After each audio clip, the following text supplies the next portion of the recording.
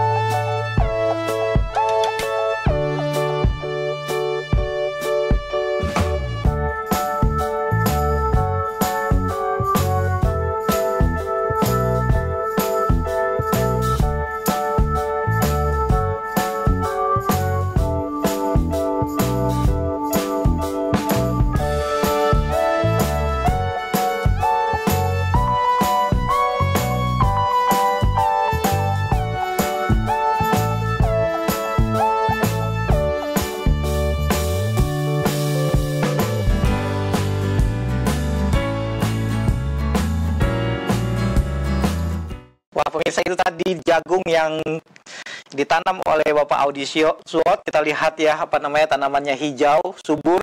Pak Audi, tanam berapa luas Pak di panen yang terakhir ini Pak Audi? Tidak kedengaran Pak. Pak Audi mungkin Mas harus di-unmute Pak Audi. Apakah Pak Audi dengar suara kami? Ya oke. Suara sudah bisa. Ada berapa luas tanaman jagung kita yang baru Bapak panen barusan ini? Yang barusan dia selesai setengah hektar. Sekitar setengah hektar ya Pak ya. Pak, ini kita bicara tentang nikmatnya budidaya jagung manis nih. Tentu selain rasanya, tentu juga kan kita berbicara tentang penghasilannya Pak. Bisa kasih gambaran kira-kira dari setengah hektar ini Bapak bisa dapat berapa hasilnya? Dan kira-kira biayanya berapa supaya pemirsa bisa melihat bahwa apakah memang bertanam jagung ini menjanjikan atau tidak? Oke, dari 1,5 hektar kita tanam dengan jumlah 12 bungkus atau 12 kaleng, yang isi per bungkus dia ada 1.800 butir. Dan 1,5 hektar ini yang beberapa minggu kemarin dipanen, dia bisa capai 240 karung. Dan per karung harganya main di range 100.000 per karung dengan karung ukuran 50 kg. Dari pengolahan, kita bisa menghabiskan dana sampai pada masa panennya. Untuk 1,5 hektar dia bisa capai kurang lebih 5 juta rupiah untuk biaya operasionalnya. Dan untuk penghasilannya, kalau dia sampai 240 karung, dikalikan 100 per karung, dia bisa capai 24 juta sekali panen. Wah, pemirsa, menarik sekali ya. Pendapatan sekitar 24 juta atau 25 juta. Dalam waktu berapa lama itu, Pak? 3 bulan ya? Dalam jangka waktu kurang lebih 3 bulan atau 85 hari. 85 hari ya.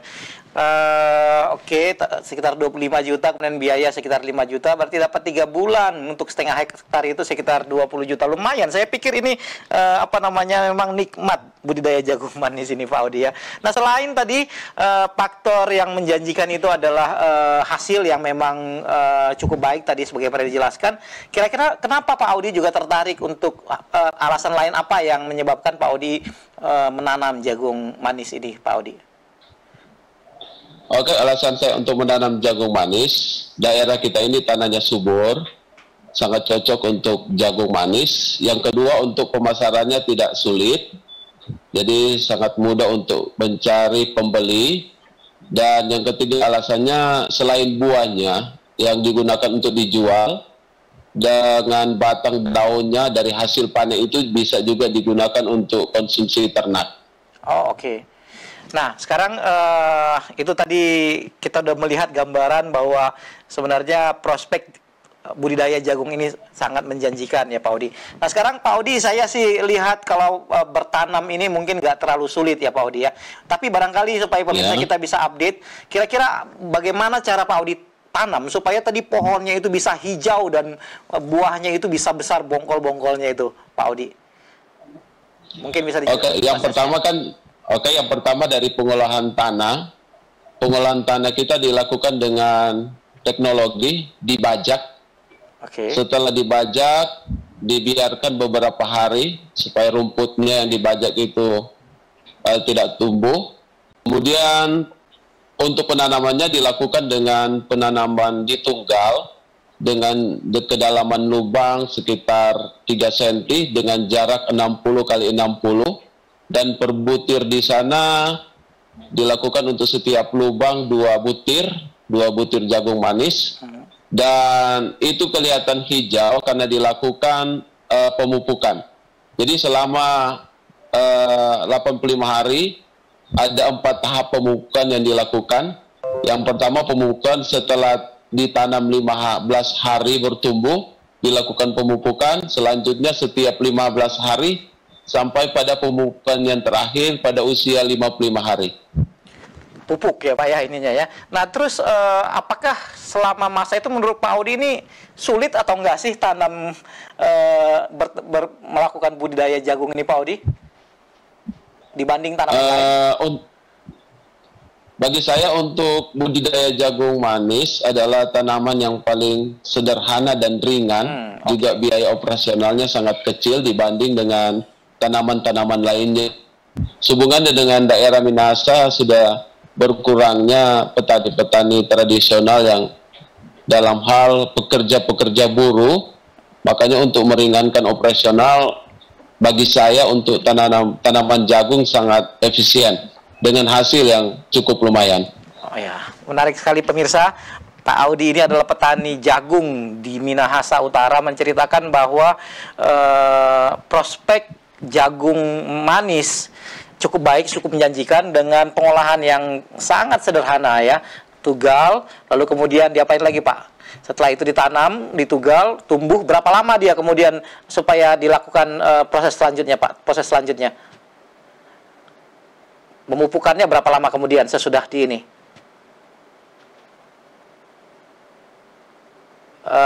Nggak kedengaran Pak Audi? Pemirsa, mungkin koneksi kita agak terputus sebentar. Saya akan ke Profesor Daniel dulu. Prof Daniel, tadi telah dijelaskan oleh Pak Audi Suwot tentang prospek dari jagung manis nih Pak.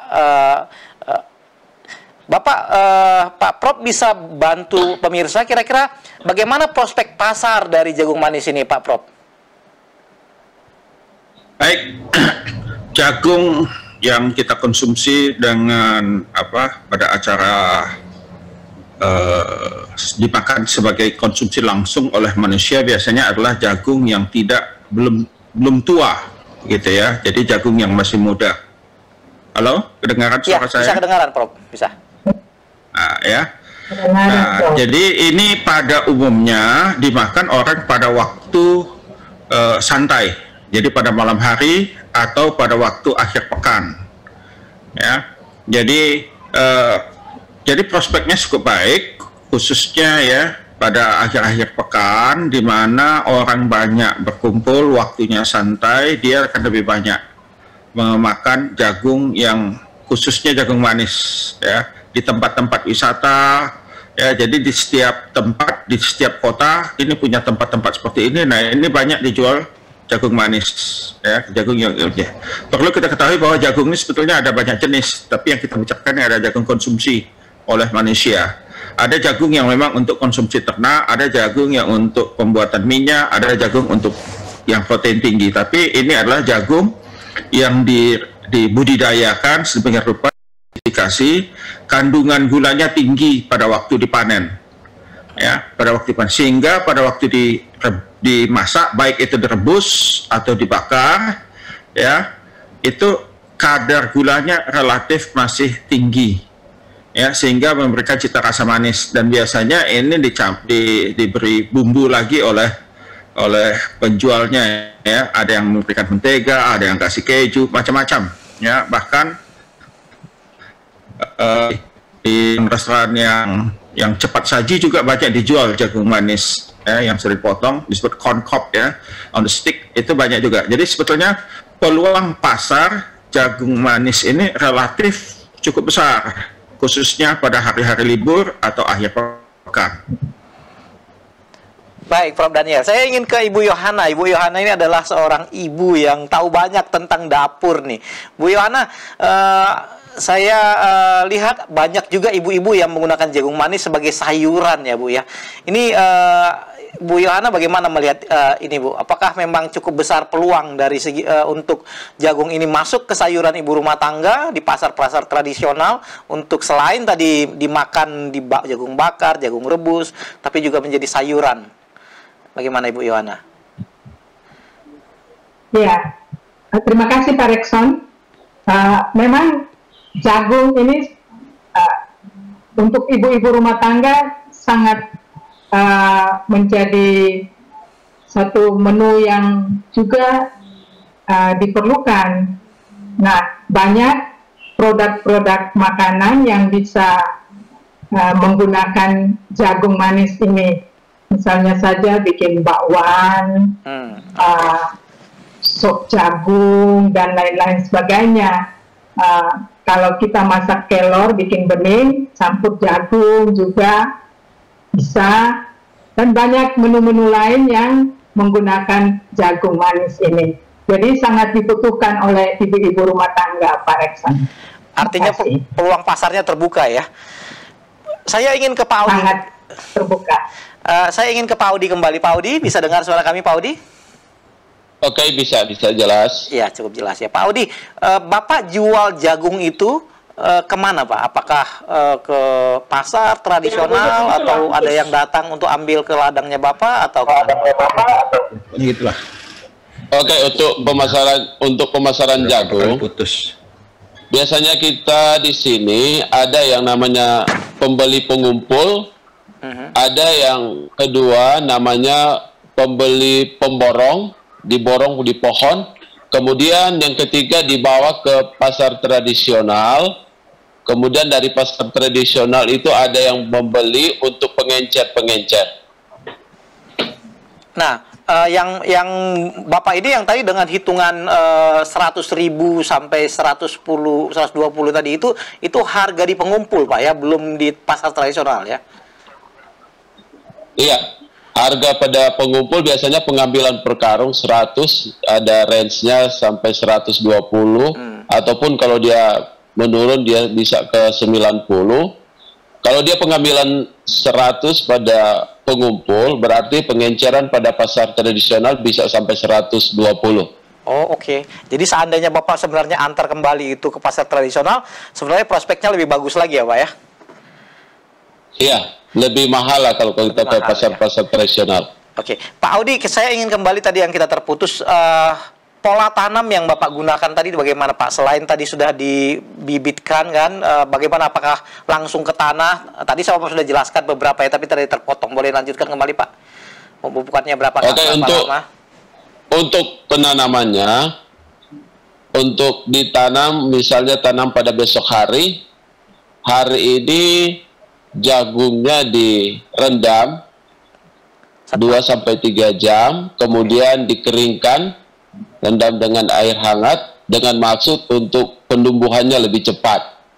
Besoknya ditanam, ditunggal, dibuat lubang, kemudian ditanam.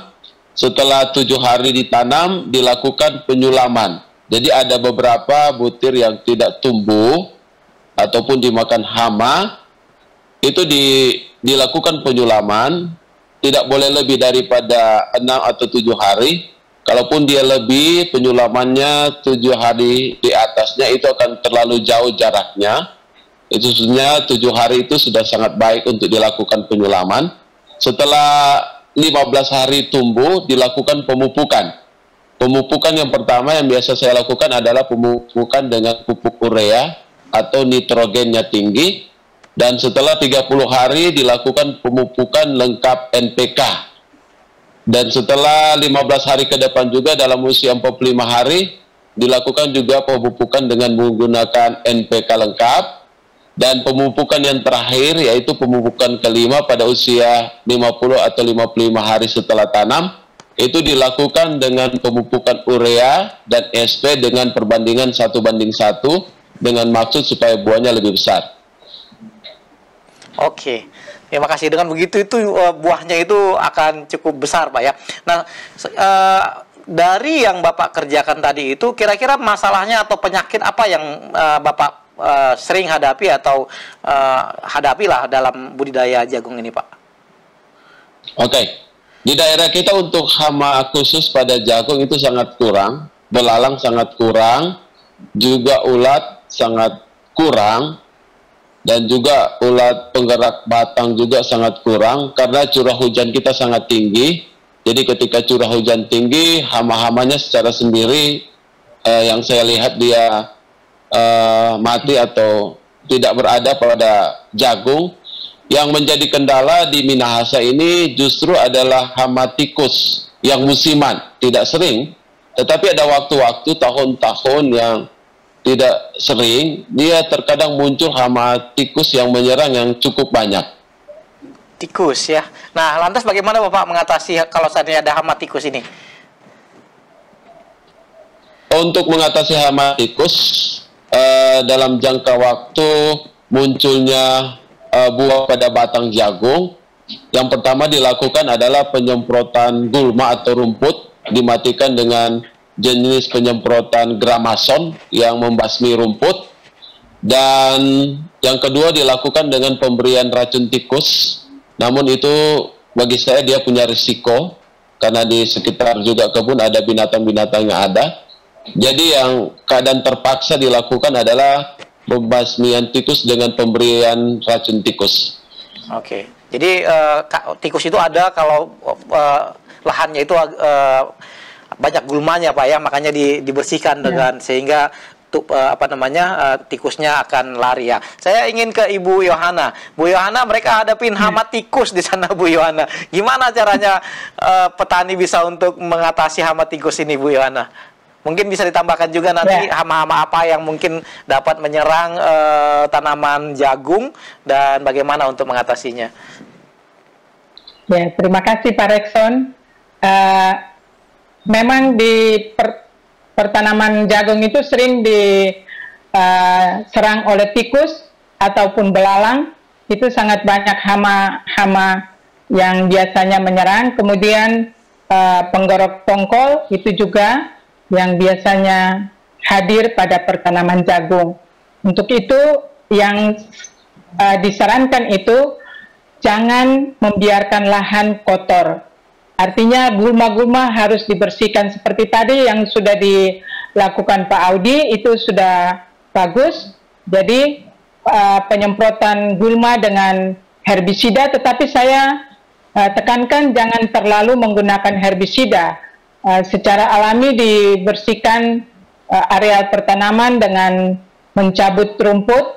Memang kalau agak sulit karena lahan besar, tetapi kalau dari awal ditanam sudah mulai membersihkan gulma, maka dapat mengatasi gulma-gulma itu secara dini dengan membersihkannya secara alami, mencabutnya, sehingga mengurangi penggunaan herbisida. Nah, karena herbisida itu juga akan merusak tanah atau lahan-lahan pertanian yang ada. Itu kenapa sering kali diserang tikus dan hama belalang, kemudian penggerek tongkol, itu karena lahan itu kotor oleh gulma. Demikian, Pak. Nah, kemudian biasanya juga ada penyakit yang menyerang. Awal penanaman itu kita biasanya lihat ada tanaman yang kerdil, kemudian ada daun-daun yang putih, garis-garis hijau, itu namanya penyakit bulai. Nah, penyakit itu biasanya diserang oleh sejenis jamur. Nah, untuk mengatasinya, tanaman yang sudah terserang itu dicabut dan dibakar, Pak Audi. Ya, terima kasih. Oke. Ya.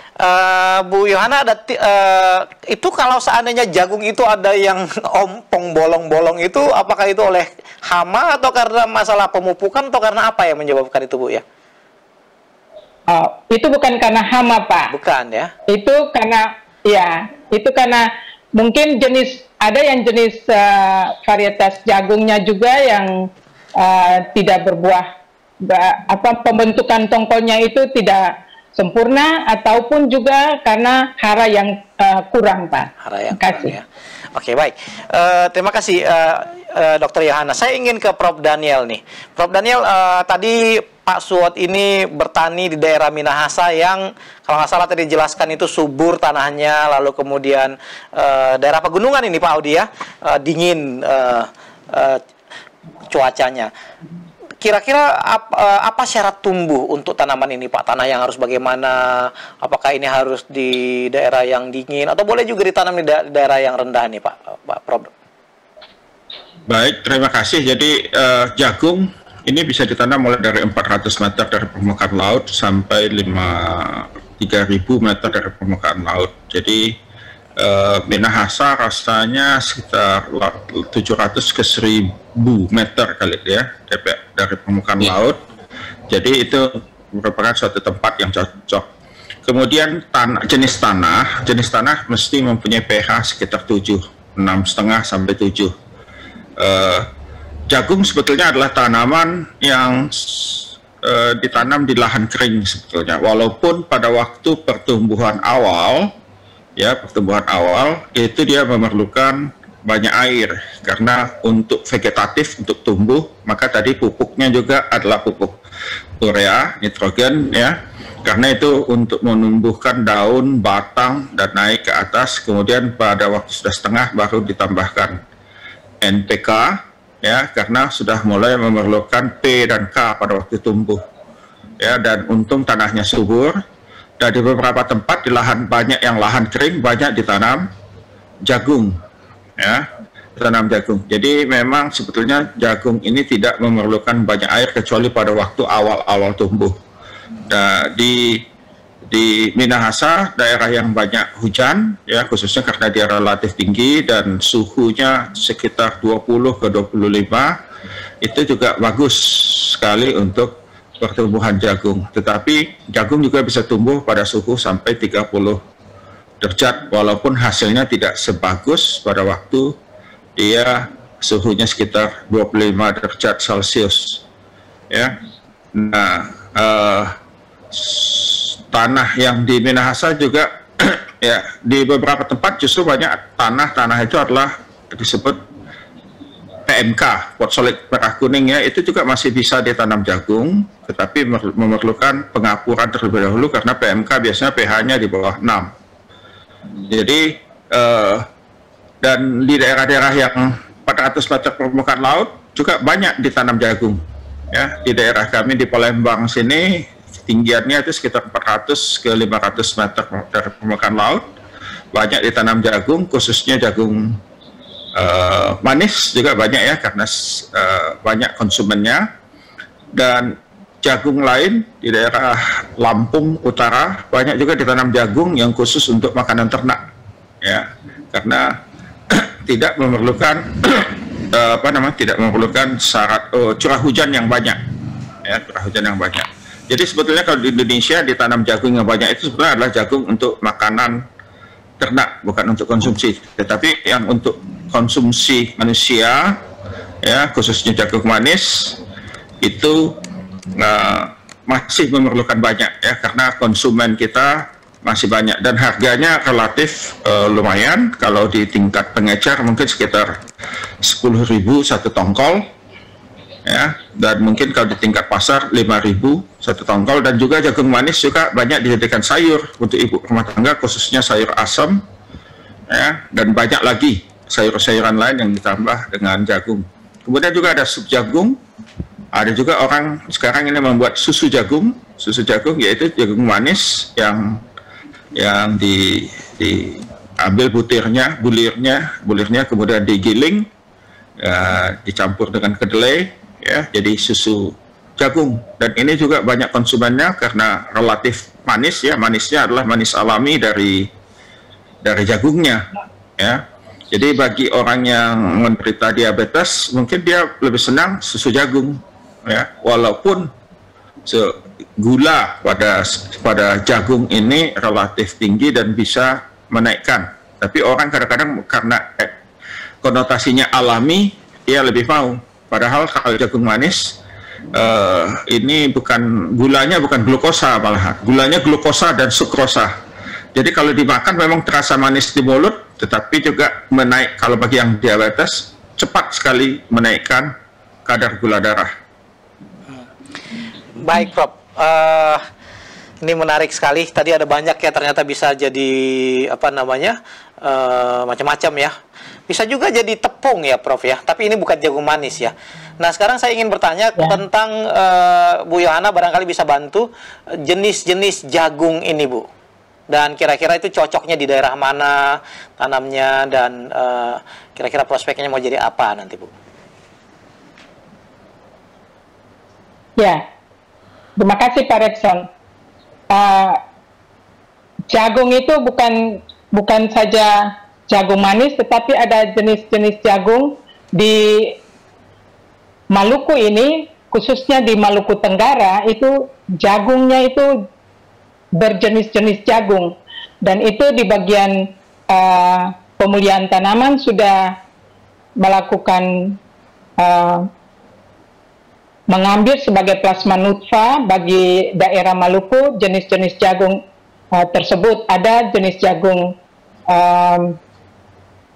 yang digunakan untuk makanan ternak, seperti tadi Prof Daniel katakan. Kemudian ada juga jagung-jagung manis, jagung yang berwarna-warni, ada juga di Maluku Tenggara. Saya tidak tahu di daerah lain, tetapi di Maluku Tenggara itu banyak sekali jenis-jenis jagungnya. Kemudian di daerah Maluku Tenggara itu daerahnya kering, jadi cocok sekali untuk pertumbuhan jagung dan kacang. Kacang-kacangan juga banyak di daerah sana. Terima kasih Pak Rekson. Oke, Prof Daniel bisa kasih tambahan lagi, Prof, ini tentang jenis-jenis jagung ini dan cocoknya ini mau jadi apa nanti selain jagung manis ini? Ya, ada satu lagi jagung konsumsi yang sekarang sudah banyak diminati adalah jagung pulut. Ya, jagung pulut ya. Jadi pulen pulen, dan sekarang para peneliti juga sekarang sedang ada beberapa teman saya sedang berusaha mengawitkan atau memadukan, mengkombinasikan jagung manis dengan jagung pulut. Jadi selain rasa pulut, dia juga manis, tapi belum ada hasilnya, baru tahap penelitian ya. Jadi ini jagung manis, jagung pulen ini ya, jagung pulut kalau di Indonesia itu sudah mulai banyak dibudidayakan dan banyak ditanam oleh orang. Dan mungkin nanti Pak Odi juga bisa mencoba. Selain manis, dia juga seperti ya agak mirip nasi, sebetulnya nasi Jepang ya, karena ada kandungan amilopektinnya relatif lebih tinggi ya, dan ini banyak disenangi oleh orang, khususnya pada acara-acara khusus ya, wisata dan sebagainya ya. Juga ada sekarang ini juga ada jagung ya, saya lupa ya, tapi itu yang paling banyak sekarang adalah jagung manis dan jagung ini. Kemudian yang ingin saya tambahkan ke Pak Odi, mungkin untuk kedepannya kalau setelah terjadi penyerbukan dan pembuahan ya, buahnya sudah jadi, itu bunga jantannya boleh dipotong mungkin ya, karena itu kan selama tumbuh tetap memakan energi ya. Jadi kalau kita potong, energinya bisa digunakan untuk membesarkan buah ya. Jadi itu tadi yang ingin saya tambahkan ke Pak ini. Baik. Kemudian kalau tikus ya mungkin di Minahasa mungkin tikus bisa ditangkap. Ini kan tikusnya bukan tikus rumah ya, tikus itu ditangkap dan dijual di pasar di beberapa tempat seperti itu ya. Banyak orang yang saya lihat di Thailand ya, di Thailand itu banyak tikus-tikus itu akhirnya diburu, ditangkap, dijual di pasar ya, karena itu tikus sawah ya, tikus sawah disebut. Jadi tikus yang menyerang tanaman itu. Jadi akhirnya tikusnya kalah sendiri dengan orang yang mengejar dan mengonsumsinya, karena saya lihat di Thailand itu relatif lumayan harga tikusnya. Baik, Prof Daniel, Pak Audi, Dr. Yohana, perbincangan kita semakin menarik, namun kita rehat sebentar. Pemirsa, kita akan rehat sebentar, namun jikalau pemirsa ada pertanyaan sehubungan dengan budidaya dan hasil dari jagung manis ini, boleh disampaikan ke meja redaksi kami. Kita akan tanyakan kepada para narasumber ini, boleh lewat WA atau chatroom, Facebook atau YouTube yang saudara gunakan dalam program ini. Baik pemirsa, kita akan rehat sejenak dan nanti kita akan lanjutkan perbincangan kita ini. Perjuangan terjadi kepada banyak orang ketika mencoba untuk menghilangkan kelebihan berat badan. Satu cara untuk menang adalah untuk mengadopsi pola makan vegetarian total atau vegan. Sebuah studi kesehatan Adventist baru-baru ini menemukan bahwa semakin dekat seseorang mengkonsumsi pola makan vegetarian total, semakin dekat pula terhadap berat badan ideal mereka. Jadi, setiap langkah yang Anda ambil menuju pola makan vegetarian total akan memberikan Anda sebuah keuntungan dalam perjuangan tersebut. Pola makan vegetarian total adalah keuntungan abadi lainnya. Apakah Anda pernah bertanya-tanya jika para vegetarian mendapatkan protein yang cukup? Jika tolak ukurnya adalah perlindungan terhadap patah tulang pergelangan tangan, maka protein nabati tampaknya merupakan pilihan yang baik. Apakah Anda bertanya-tanya di mana dapat menemukan protein nabati? Kacang-kacangan dan biji-bijian adalah sumber yang sangat baik. Produk-produk kedelai seperti tahu dan tempe penuh dengan protein, dan studi kesehatan Adventist menemukan bahwa meningkatkan makanan protein nabati menurunkan resiko patah tulang pergelangan tangan hampir 70%. Menikmati makanan protein nabati adalah keuntungan abadi lainnya. Pemirsa, kembali kita berbincang dengan beberapa narasumber kita sehubungan dengan budidaya jagung manis di pertanian kita. Saya ingin kembali ke Prof. Daniel ini. Prof. Daniel, saya punya teman ya, mereka buat perusahaan mereka buat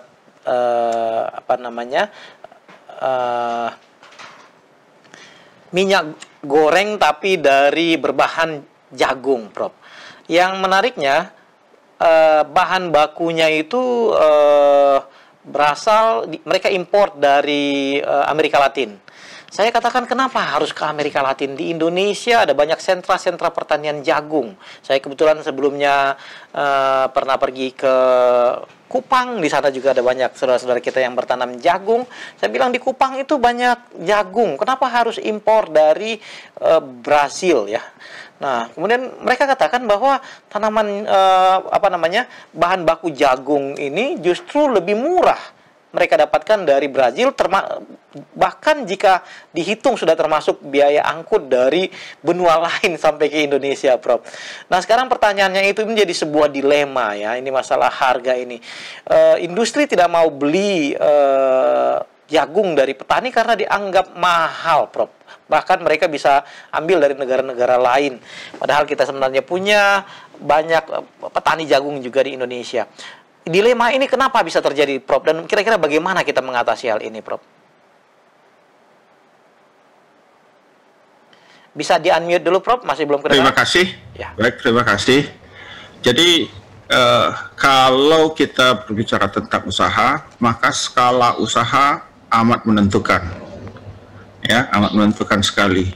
Di Brazil, di negara-negara lain, itu luas lahan yang digunakan untuk budidaya tanaman itu relatif dalam skala besar dan dalam satu hamparan ya, dan dikelola oleh satu lembaga, sehingga pengambilan keputusan manajemen baik itu mulai dari pengolahan tanah ya, menanam, menumbuhkan, menyiang dan sebagainya itu dapat dilaksanakan secara mekanisasi, sehingga biaya yang mereka keluarkan baik dari pengolahan tanah sampai panen itu relatif per satuannya menjadi kecil.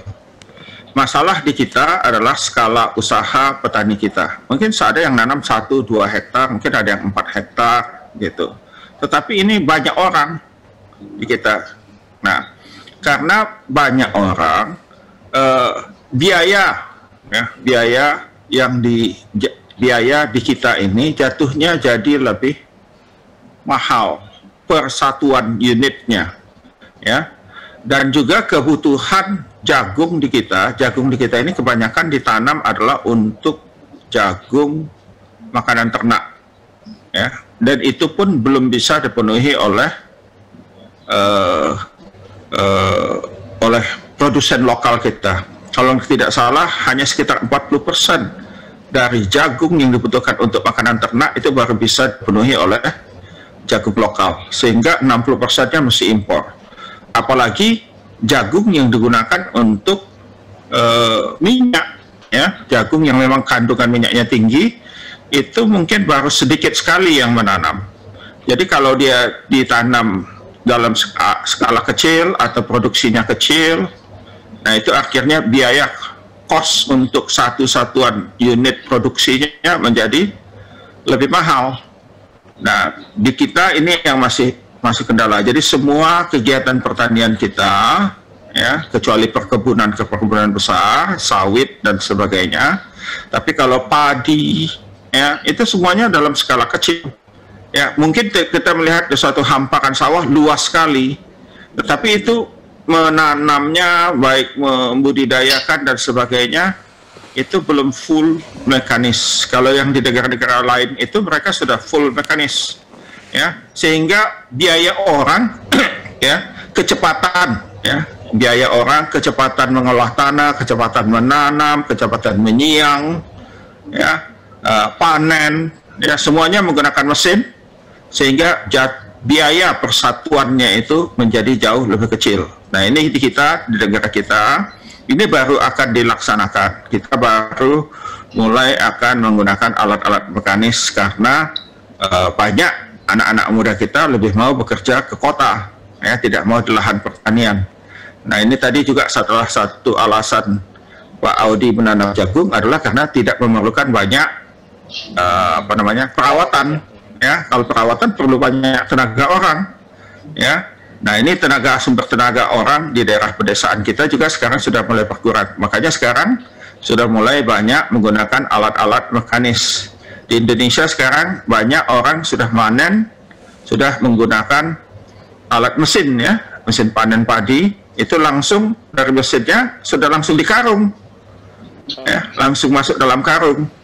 Jadi biayanya sekarang jadinya bisa jatuh lebih murah, walaupun karena skala usahanya kecil, masih beras kita masih lebih mahal dari daerah lain. Demikian juga dengan jagung, ya, jagung di kita masih seperti itu, ya.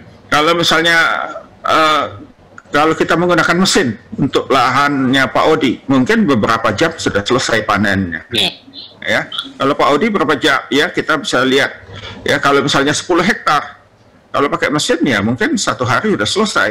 Tapi kalau pakai orang, wah, bisa lama. Jadi biaya kita masih banyak menggunakan biaya-biaya yang relatif masih besar, sehingga unit cost untuk satu produk kita itu relatif tinggi. Nah, ini di tempat-tempat lain unit cost-nya bisa murah karena mereka sudah menggunakan mekanisasi secara penuh untuk mulai dari pengolahan tanah sampai panen dan pemasarannya. Baik, terima kasih Prof. Daniel. Ini menarik sekali sebenarnya, ya. Indonesia itu punya lahan yang luas, tapi kita tetap masih harus impor, padahal jadi kita perlu teknologi pertanian, kita perlu ditingkatkan, ya Prof, ya, melalui mekanisasi pertanian. Saya ingin ke Pak Audi. Pak Audi, di tempat Bapak itu pertanian jagung itu masih manual, Pak, ya? Atau sudah mulai menggunakan ada traktor atau alat-alat teknologi yang cukup baik, atau masih tetap menggunakan cara-cara yang tradisional, Pak Audi?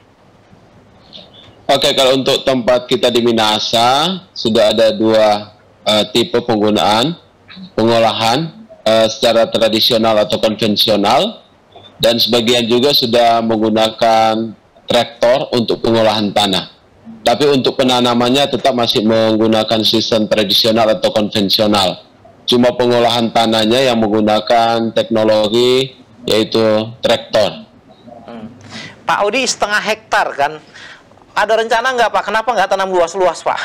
Kendalanya apa, Pak? Seperti Pak Prof. Daniel katakan tadi, untuk daerah Minahasa lahannya luas, tetapi untuk pekerja di daerah kita adalah kelompok dan individu-individu dengan tanah yang kecil-kecil. Memang luas, untuk penanamannya luas, tapi sudah dibagi dari individu atau kelompok-kelompok yang ada. Jadi masalahnya itu adalah tenaga kerja, ya Pak, ya? Iya. Masalah di sini juga untuk biaya tenaga kerja sudah tinggi, sedangkan untuk tenaganya sudah sangat minim. Orangnya daerah Minahasa sudah rata-rata untuk pendidikan sudah keluar, kerja juga rata-rata ke kota. Jadi untuk tenaga kerjanya sudah sangat kurang. Artinya kebutuhan mekanisasi pertanian jagung ini merupakan sebuah kebutuhan di daerah Bapak, Pak, ya? Iya, ya. Baik, terima kasih. Saya ingin ke Ibu Yohana ini. Bagaimana nih Bu Yohana? Tadi menurut masalah yang dihadapin oleh petani jagung kita itu adalah tenaga kerja ini Bu Yohana.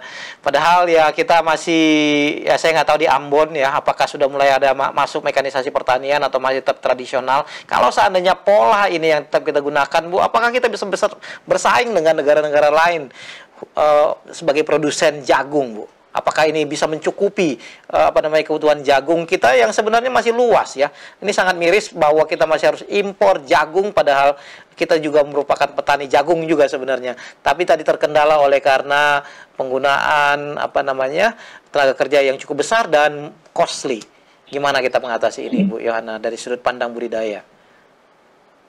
Ya, terima kasih Pak Rekson. Benar sekali bahwa kita masih membutuhkan kos yang begitu tinggi untuk produksi tanaman produksi jagung, karena di Indonesia khususnya di petani-petani budidaya jagung ini masih secara tradisional, kalau kita mengusahakannya menggunakan mekanisasi pertanian yang canggih, di mana kita menggunakan alat-alat pertanian yang menunjang pekerjaan-pekerjaan, mengurangi tenaga kerja, mungkin saja kita bisa bersaing dengan negara-negara luar yang memiliki produksi jagung yang cukup tinggi.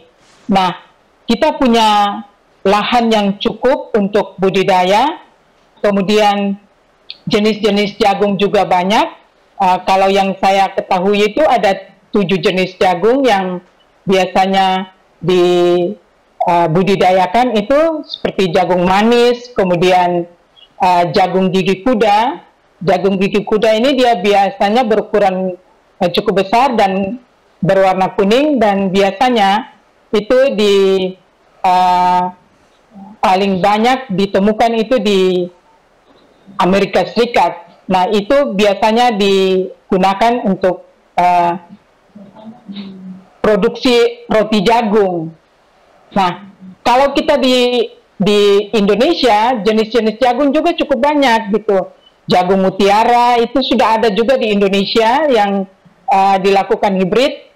Nah, warnanya itu biasanya jagung mutiara itu biji jagungnya itu bulat, agak kecil, licin, tapi ada warna-warni, ada ungu bercampur putih, bercampur kuning, itu jenis jagung mutiara. Kemudian ada jenis jagung juga, jagung pot. Nah, itu juga bijinya itu besar-besar juga dan ada warna-warninya juga. Nah, kalau ditinjau dari jenis-jenis jagung di Indonesia cukup banyak, tetapi yang kita harus tingkatkan itu cara meninggalkan cara konvensional dan kita masuk pada cara budidaya yang menggunakan mekanisasi pertanian yang canggih, di mana pembukaan lahan kita harus memakai traktor sehingga mengurangi tenaga kerja dan mempercepat penanaman, kemudian mengurangi tenaga kerja sehingga kos untuk pembayaran itu lebih berkurang juga. Nah, untuk panen kalau kita menggunakan alat pertanian yang cukup canggih, alat panen, nah kalau dengan manusia 1 hektar kita panen makan 1 hari, mungkin dengan alat pertanian dalam beberapa jam sudah bisa dipanen, kemudian dapat dilakukan pembersihan lahannya itu juga secara cepat, dan semuanya secara mekanisasi pertanian yang canggih itu dapat membantu kita sehingga kita bisa bersaing dengan negara-negara lain. Jadi kita tidak kalah dalam lahan, tidak kalah dalam jenis jagung, yang kalah cuma kita teknologinya. Terima kasih Pak Rexon. Ya, terima kasih Dr. Yohana ya. Ini merupakan tantangan bagi kita petani dan juga para stakeholder di bidang pertanian jagung ini, budidaya. Bagaimana kita supaya bisa meningkatkan teknologi pengolahan, budidaya dan budidaya jagung ya. Ini ada beberapa pertanyaan yang telah masuk ke meja redaksi kami, diantaranya dari Bapak Pertin Samosir, ditujukan kepada Pak Audi. Tadi sebenarnya sudah dijelaskan, tapi barangkali boleh diulang Pak Audi. Di awal tadi disebutkan bahwa omset 1 kali panen kurang lebih 3 bulan per 1 hektar, bukan per 1 hektar Pak Samosir di sini, tapi per setengah hektar, itu sekitar 20 sampai 25 juta. Kira-kira laba bersihnya berapa yang didapat? Mungkin bisa dijelaskan kembali kosnya tadi Pak, supaya barangkali ada pemirsa yang nggak sempat ikutin tadi. Oke, untuk biaya rinciannya demikian untuk setengah hektar. Untuk pengolahan lahan kita menggunakan traktor, untuk setengah hektar dia kurang lebih 750.000. Dan untuk pembelian bibit, untuk setengah hektar dibeli 12 bungkus atau 12 kaleng. Per kaleng dia harganya 135.000, jadi kalau 12 sekitar 1.620.000. Untuk biaya tanam setengah hektar menggunakan 4 orang. 4 orang ini digaji per hari 150.000, jadi totalnya sekitar 600.000. Dan untuk biaya pemupukan, 4 kali pemupukan itu ada sekitar, untuk urea ada sekitar 4 sak yang 50 kg. Untuk Ponska ada sekitar 4 sak untuk 50 kg. Dan untuk SP ada 4 sak untuk 50 kg yang dilakukan selama tanam. Dia 4 kali pemupukan dengan total pembelian pupuk adalah sekitar 1.500.000. Dan penyemprotan gulma biayanya sekitar 350.000. Jadi total kurang lebih 4.820.000 untuk biaya operasionalnya keseluruhan. Dan untuk panennya dari setengah hektar bisa didapat 240 karung dari 12 bungkus. Untuk per karung ukuran 50 kg atau karung beras dengan harga per karung 100.000. Bisa range juga penjualan sempat sampai pada 135.000. Pernah juga untuk penjualan sekitar 90.000. Jadi untuk pendapatannya cukup lumayan. Dari setengah hektar keseluruhannya bisa mencapai sekitar 25 juta dengan ongkos dipotong 5 juta. Jadi untuk bersihnya bisa capai 20 juta. Ya, menarik itu Pak Bertin ya. Itu dari setengah hektar. Kalau 1 hektar berarti 40 juta dalam 3 bulan. Kalau seandainya bisa ditambah lagi luas bidangnya itu, tentu akan memberikan hasil yang cukup baik bagi petani Indonesia. Ada pertanyaan yang lain di sini dari Ibu Rile Silalahi. Bagaimana kalau jagung putih dibuat susu? Tadi Prof Daniel telah sebutkan ini bisa dibuat susu. Gimana itu Prof? Cara buatnya gimana? Apakah ini harus pakai industri atau bisa juga dengan menggunakan tradisional untuk kepentingan rumah tangga saja? Bisakah digunakan Bu, Pak? Karena beberapa lahan ya mereka memang menggunakan tanam jagung. Seperti saya beberapa waktu lalu pernah ke Kupang, mereka tanam jagung di sana, jagung pulut itu, jagung putih. Tapi ya mereka hanya jual di untuk dibakar, direbus, sehingga akhirnya murah harganya karena pasarnya juga nggak terlalu besar. Apakah ini bisa dibuat jadi susu nih, Wak? Ya, misalkan tadi ketika panen melimpah kemudian dibuat jadi susu, gimana caranya? Baik. Jadi kalau untuk buat susu jagung sebetulnya relatif mudah ya, hampir sama dengan membuat susu kedelai.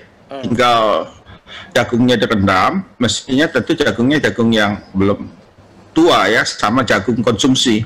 Itu direndam, kemudian digiling seperti biasa, disaring ya, kemudian bisa diberi rasa macam-macam ya, ada yang mau vanila atau ya terserah kita, ada yang bisa gula, ada yang tawar. Tapi untuk susu jagung secara industri bisa, jadi kita giling, kita buat jadi tepung ya, tentu dengan derajat kehalusan tertentu sehingga dia mudah larut. Kemudian bisa dibuat seperti susu biasa, diaduk, dikasih air panas, ya, diaduk, dia bisa menjadi susu, ya. Nah ini relatif susu ini karena warnanya putih, sebetulnya itu bukan susu, jus sebetulnya ya, jus jagung, ya, jus jagung atau jus kedelai. Tapi karena warnanya putih, makanya disebut susu. Tentu saja kandungan gizinya tidak sama dengan susu sapi ya, karena ini sebetulnya adalah karbohidrat. Tetapi kalau dicampur dengan mungkin boleh dicampur dengan kedelai sedikit ya atau apa. Jadi sebetulnya kalau teknologi membuatnya untuk apalagi untuk skala rumah tangga ya, tidak mudah, tidak susah, bisa di blender ya, menggunakan blender biasa ya, hanya saja menggunakan blender tentu lebih kasar sehingga hasilnya tidak sebagus kalau kita giling ya, menggunakan mesin giling.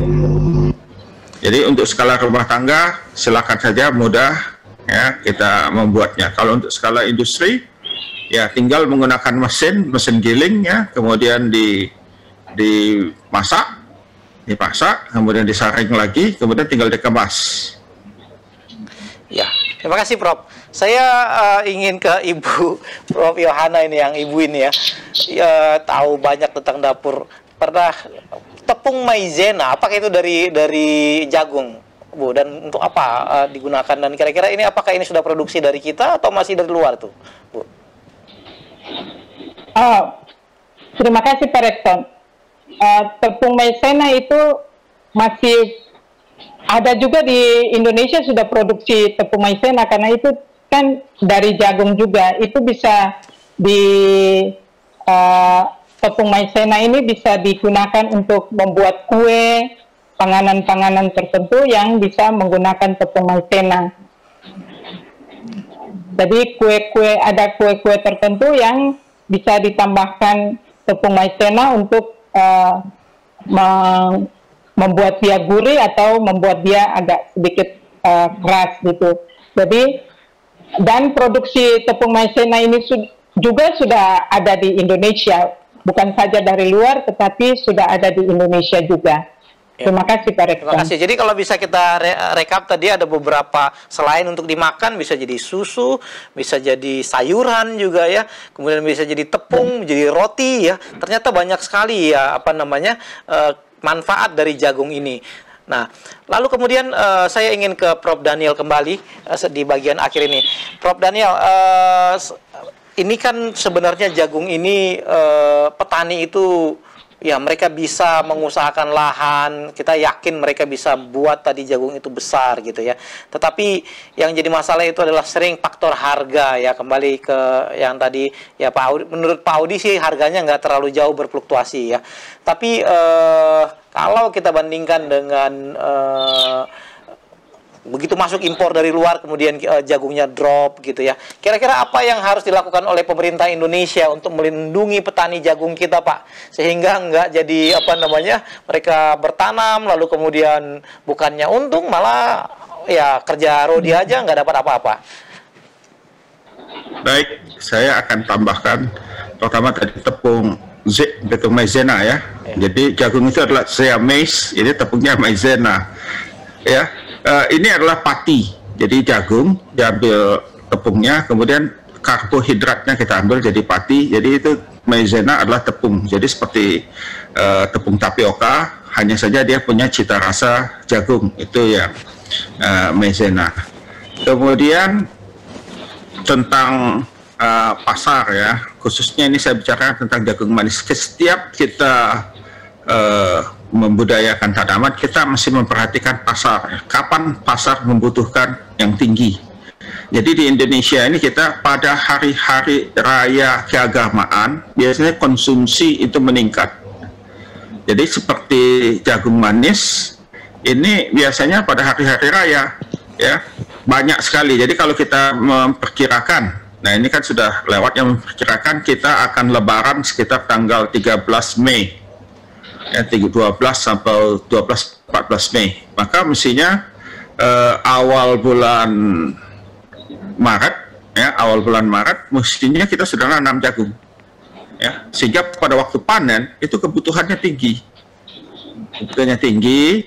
kita senang sekali mengkonsumsi pada waktu hari raya ini. Kemudian juga nanti misalnya untuk Kristen ya sebelum Natal, jadi bulan Oktober kita sudah nanam, sehingga pada waktu Natal atau tahun baru itu kebutuhan harga jagung juga relatif tinggi. Itu di tingkat pengecer dijual yang di pinggir jalan bisa 15.000 satu tokol kalau pada waktu hari ini. Tentu harga di petani juga akan naik ya.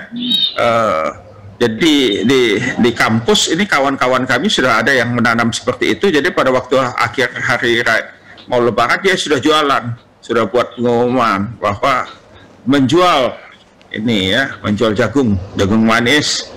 Jadi memang kita masih melihatnya seperti itu. Jadi jangan asal, wah saya ingin tanam ini, saya tanam, tapi kita tidak melihat pasar. Karena semuanya apa yang kita kerjakan itu pasar yang menentukan. Ya, kalau pasar tidak terima atau pasar dibanjiri oleh produk, itu harganya pasti turun. Kemudian juga dengan jagung secara umum, ya.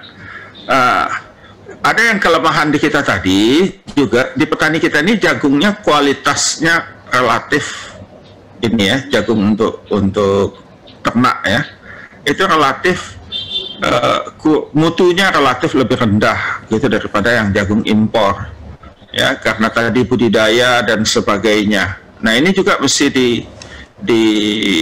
dipertahankan atau ditingkatkan mutunya sehingga akhirnya tetap pasar. Kalau pasar tidak mau membeli atau karena mutunya lebih rendah, ya Nah, ini tentu pemerintah mesti memberi proteksi. Jadi kalau mau kalau mau mengimpor jagung, maka dia 1 ton misalnya, atau 1000 ton, maka dia mesti membeli jagung petani minimal berapa ton, 500 ton, begitu ya. Ini sudah dibuat untuk susu.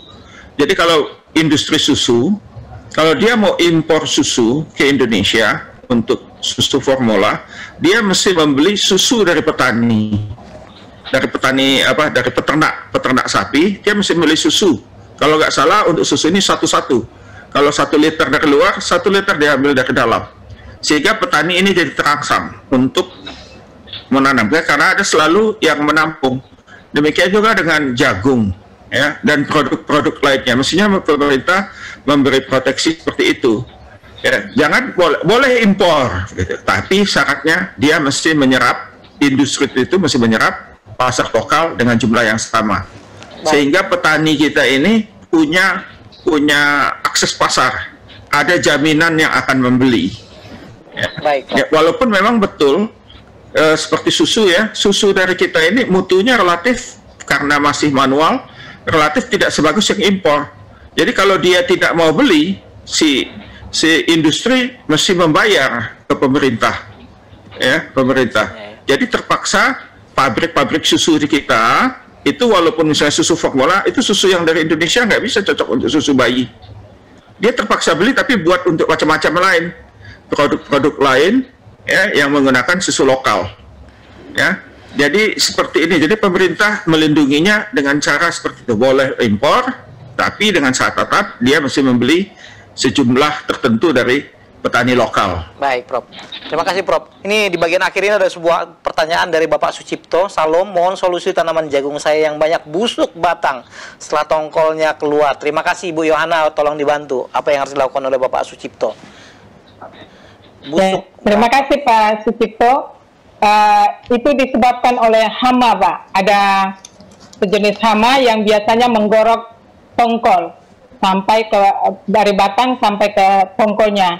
Nah, untuk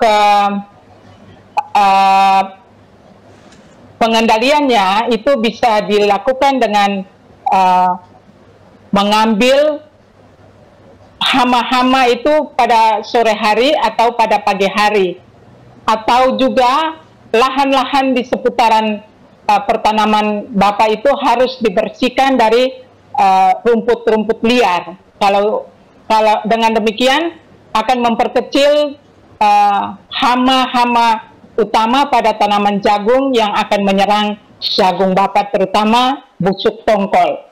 Terima kasih, Pak Rekson. Baik, jadi ada hubungan dengan bersihnya lahan ya, Bu. Baik, pemirsa, ya. Waktu kita sudah habis ini, kita telah habiskan 1 jam pertemuan untuk berbicara tentang nikmatnya budidaya jagung manis. Mudah-mudahan diskusi kita malam hari ini akan memberikan inspirasi bagi para petani Indonesia dimanapun berada, sehingga melihat sebuah peluang usaha dari pertanian jagung sebagaimana yang telah dinikmati oleh Pak Audi Sud. Atas nama kru Hope Channel dan ASI Indonesia, kami mengucapkan terima kasih kepada para narasumber kita yang telah bersama dengan kita pada malam hari ini. Bapak Audi Sud, terima kasih, mudah-mudahan jagungnya makin manis hasilnya, Pak ya. Juga Prof Daniel, ya, Dr. Yohana, terima kasih banyak. Tuhan memberkati kita semua. Sekali lagi puji Tuhan atas acara yang berjalan dengan baik. Pak Audi, terima kasih banyak. Kita berharap jagungnya akan semakin luas ya, Pak Audi ya. Pemirsa, demikian acara kita pada malam hari ini. Kita akan lanjutkan perbincangan dengan topik-topik menarik lainnya pada hari Selasa dengan jam yang sama minggu depan. Sampai jumpa. Tuhan memberkati.